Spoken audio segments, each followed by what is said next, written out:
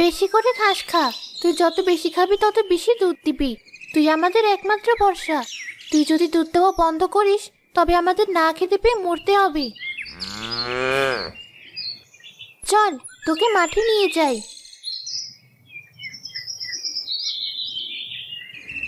বিদুকে কোথাও নিয়ে যাস না। জমিদার বাবু দুধ চেয়েছেন। যদি সঠিক সময় দুধ দিতে না পারি তাহলে যে আমার রক্ষে নেই। ঠিক আছে বাবা, তুমি তাড়াতাড়ি দুধ দুইয়ে নাও। বিদুর যে মাঠে না খেলে পেট ভরে না। আজ বেলা অনেক হয়েছে। তোমার জন্য অপেক্ষা করতে করতেই সময় চলে গেল। তুমি আজ বাড়ি ফিরতে বড্ড দেরি করলে। হাতের কাজ শেষ করে ফিরতে দেরি হলো রে মা।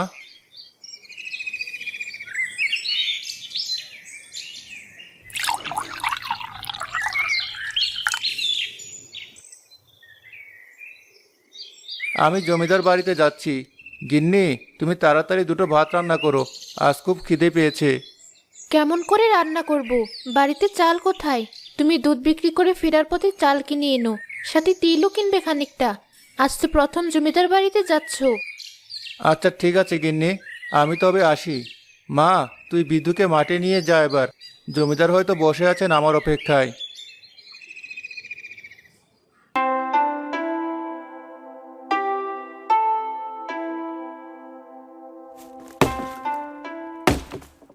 গিন্নি, তোমাকে কতবার বলেছি পানি আনো। তুমি দেখি আমার কোনো কথাই শোনো না। ওদিকে জমিদার মশাই দুধের অপেক্ষায় বসে আছেন আমার জন্য। জমিদারকে দুধ দিয়ে আবার বাজারে যেতে হবে বাকি দুধ বিক্রি করতে।